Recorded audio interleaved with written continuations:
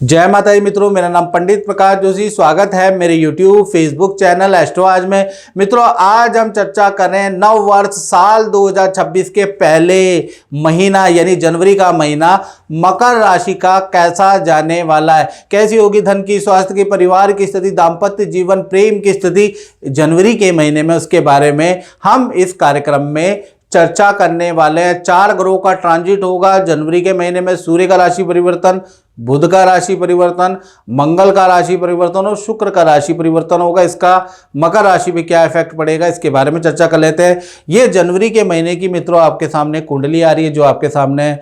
और अगर हम बात करें कि ये जनवरी के महीने की आपके सामने कुंडली है, अगर आपकी जन्म राशि मकर है तो भी आपकी यही कुंडली है।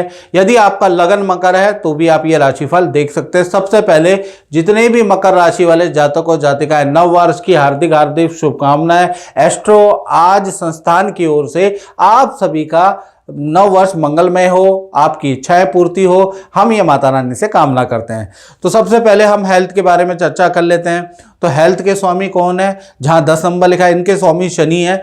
शनि अभी तक वक्री हो रहे थे, अब मार्गी हो गए, तृतीय भाव में बैठ गए।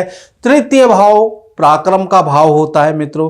तृतीय भाव में शनि, मंगल और सूर्य बहुत अच्छा रिजल्ट देते हैं। तो कहीं ना कहीं आप जनवरी के महीने में बहुत ज़्यादा सोशलाइज होने वाले हैं, यानी इधर उधर के प्लेस देखने वाले हैं और कहीं ना कहीं मित्रों से मिलने वाले, रिश्तेदारों से मिलने वाले, यानी जनवरी के महीने में अधिक से अधिक फंक्शन अटेंड करने वाले, काफ़ी ज़्यादा सोशलाइज आप दिख रहे हैं। जिस वजह से, क्योंकि शनि हड्डियों कारक होता है, तो हाथ पैरों में दर्द की समस्या निरंतर आपको बनी रह सकती है। वरना आपका जनवरी के महीने में अच्छा स्वास्थ्य है, इसमें कोई दिक्कत नहीं है। जनवरी के महीने में आप धन कमाने के लिए बहुत भागा दौड़ी करने वाले हैं। काम को सफल बनाने के लिए भागा दौड़ी जनवरी से ही आपकी शुरू होगी और कुछ नियम, कुछ प्रण बनाने वाले हैं कि ये जनवरी में मैं ये छोड़ूंगा, ये करूंगा। तो ये प्रण भी आप बनाने वाले हैं, उसके योग भी नजर आ रहे हैं।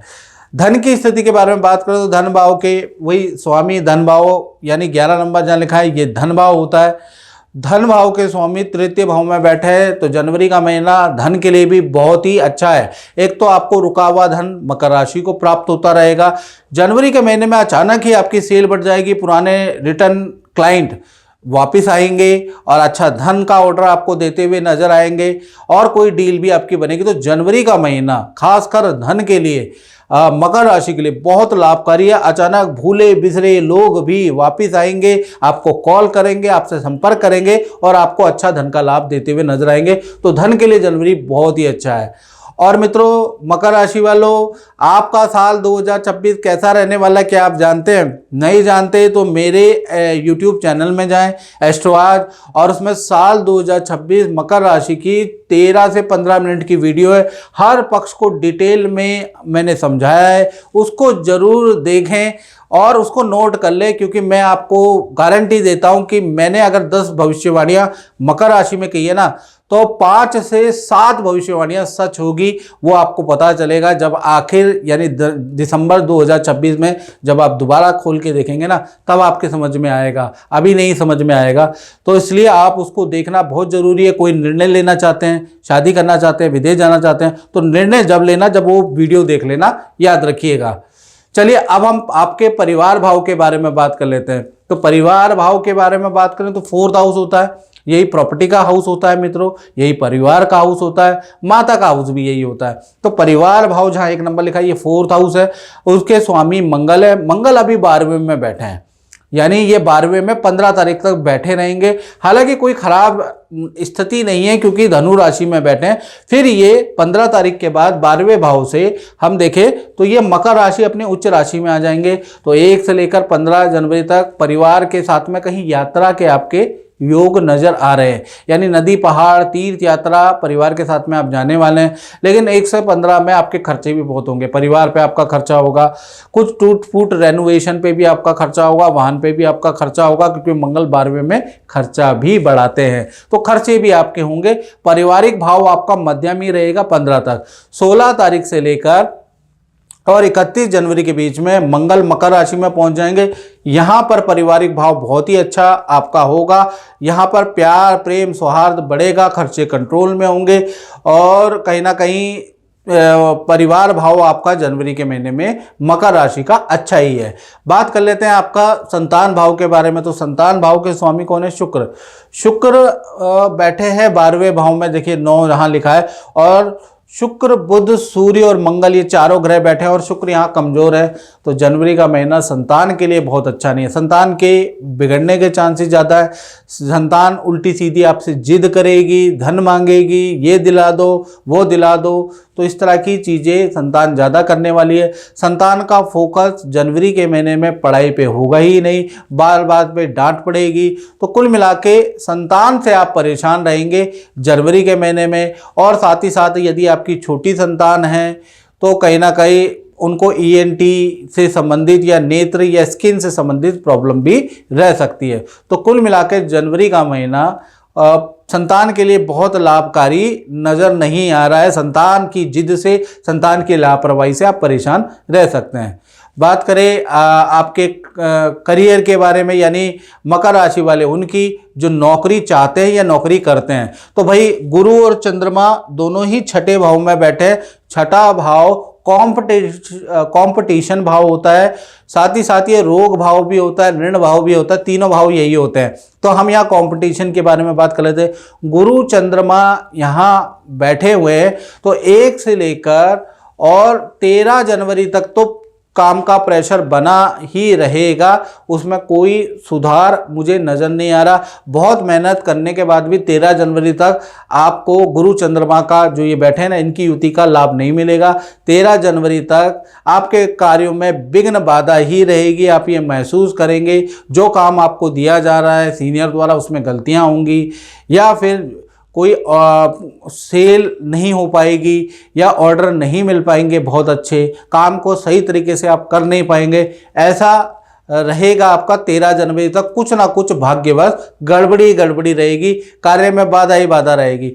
14 तारीख के बाद गुरु चंद्र की युति का आपको प्रभाव मिलेगा। 14 तारीख से लेकर और 31 जनवरी तक अचानक आपका कार्य, आप अच्छे कार्य करने लगेंगे और मित्रों की हेल्प की, बॉस की राय के कारण आपकी जो समस्या करियर में चल रही है वो भी सॉल्व होती हुई नज़र आएगी। आपका परफॉर्मेंस भी अच्छा रहेगा और जो नए लोग हैं उनको इंटरव्यू में भी अच्छी सफलता, नई नौकरी के ऑफर भी या प्रोजेक्ट चेंज के ऑफर भी 14 से 31 जनवरी में बन रहे हैं। तो ये गुरु चंद्रमा की युति का प्रभाव आपको भाई 14 तारीख के बाद मिलेगा, उससे पहले तो बैड लक रहेगा।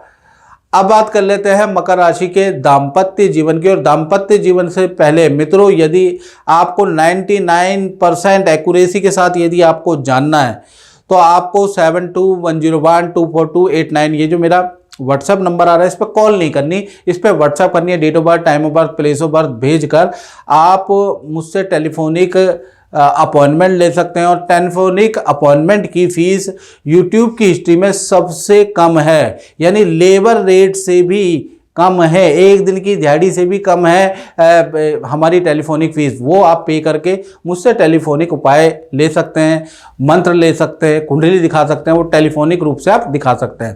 तो अब हम चर्चा कर लेते हैं दाम्पत्य जीवन की, यानी प्रेमी प्रेमिका, पति पत्नी, मकर राशि वाले कैसा रहेगा।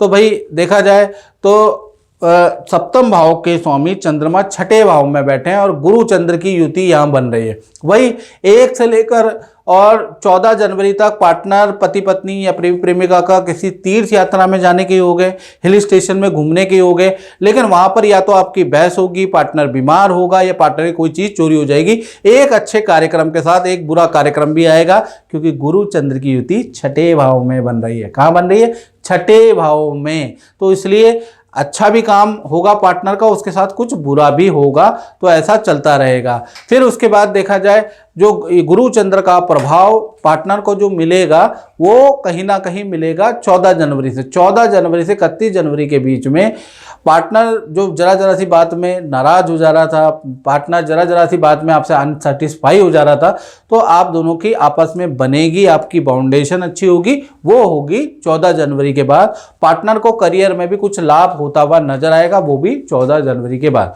14 जनवरी तक तो एक अच्छे काम के साथ एक खराब होगा, चाहे प्रेमी प्रेमिका हो, चाहे पति पत्नी हो, ऐसा ही रहने वाला है।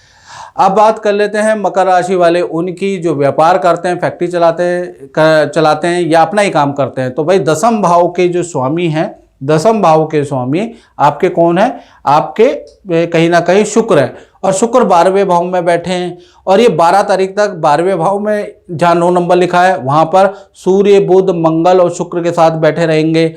तो यानी कि 1 जनवरी से लेकर और 12 जनवरी तक शुक्र कमज़ोर हैं। तो इसमें होगा क्या? इसमें ये होगा कि कर्मचारी की लापरवाही, छुट्टी के कारण आपको नुकसान होता हुआ नजर आएगा। काम आप बढ़ाने की कोशिश करेंगे, डील क्रैक करने की कोशिश करेंगे, लेकिन होगा नहीं। व्यापार में ये जो शुरुआती 12 दिन है इसमें काम डाउन रहेगा, और सरकारी खर्चा भी, टैक्स का, जीएसटी का आपका खर्चा भी बढ़ेगा। तो कुल मिला के यहाँ थोड़ा आप परेशान मुझे दिखाई दे रहे हैं, क्योंकि शुक्र यहाँ कमज़ोर है।